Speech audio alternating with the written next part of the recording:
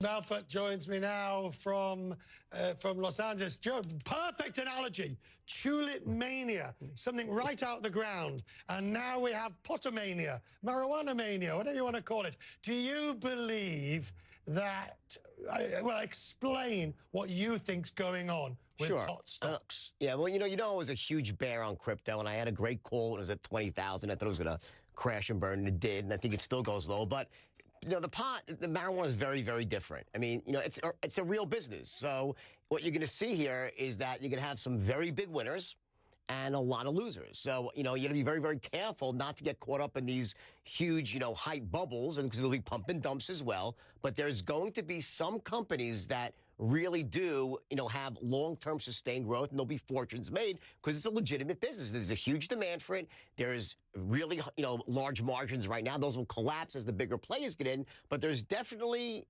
opportunities to make money because it is legit. And also, it seems the regulatory headwinds are diminishing every day, and then eventually it'll be federally legal, and then I think we'll really take off. Right now, the action's more on the Canadian exchanges, although it's legal here, the stocks really are traded there. Right, and the talking of those, because the other avenue into it is ETFs, and the ETFs on marijuana stocks were extremely volatile over the next few days. Is this an area of investing for widows and orphans?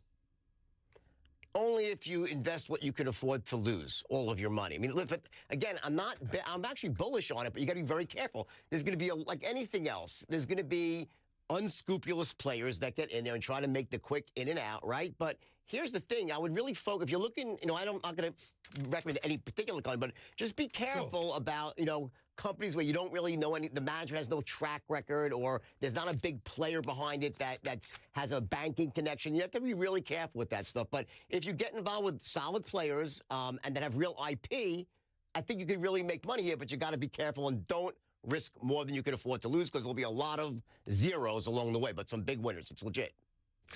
Look, I'm fascinated on this idea of whether the bull market is resting, exhausted, about to have another run, or dead. Well, good question, right? If I really knew that for sure, I could make a lot of money. But here's the deal.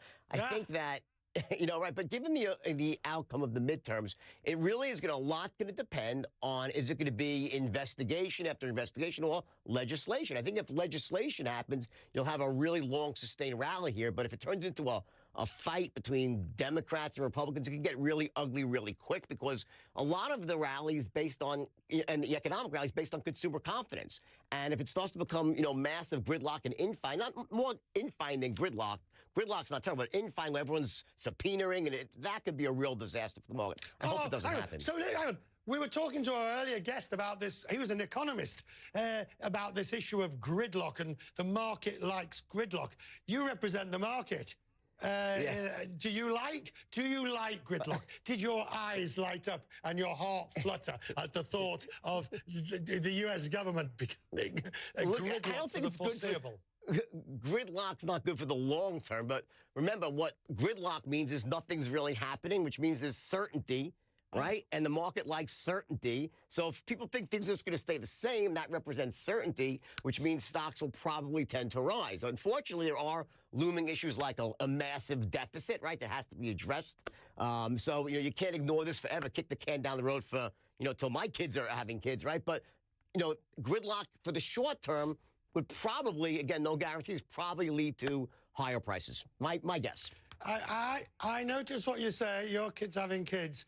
Does that mean you're getting soft in your investment strategies? Does that mean, hang on, has the wolf been tamed? Are you now starting to think about defensive stock rather than high alpha stock that was going to run off to the races? Never, never. I'm like a risk taker at heart. I love the action, and but I recommend, listen, in all seriousness, I recommend people I'm getting older, by the way, and I'm 56 years old now, and and I feel 56 sometimes when I wake up in the morning. But I think that, listen, again, with investing, especially in this sector you're talking about with marijuana, there's a lot of money to be made, but you got to be really careful, because a lot of people, you can't, like as you saw yesterday, the stocks rise up and they crash back down. You have to take a longer term outlook on that for like 1 to 2 years and look for, a lot of these companies have huge market caps, right? But that's not necessarily that terrible for this industry because what these companies do is they use their stock to make acquisitions. So while the market cap might be very high and it's overvalued right now, if they're smart and they have good management, they'll use that to snap up these smaller companies and sort of backfill the value. So just, don't look just at market cap. You want to look at the management. It's the most important thing. And also, do they have any intellectual property that really is sustainable and separates them from the pack? So I think that there's some opportunities, but be very, very careful. And less of the worries about being 56. It's a wonderful age. Some of us are at the, it could not be better. Finally, when I look at the market and I hear about pot stocks, I hear about this idea of rotate out of tech, where tech has been beaten up.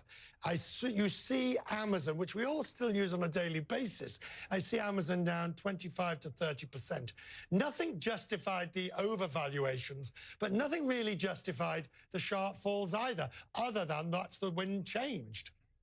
Yeah, well, listen, I saw a commercial on YouTube about something with Google Assistant, this radical breakthrough where like the computer now sounds like it's human. I'm like, it's like the Terminator. I mean, I don't think you could say the tech rally or anything with tech I think it's just beginning. I mean, the advances are so extreme right now that, I wouldn't look at any tech company and say that the end is nigh. I think it's probably the beginning. Honestly, we're going to go to a place I think we can hardly imagine. That's my opinion.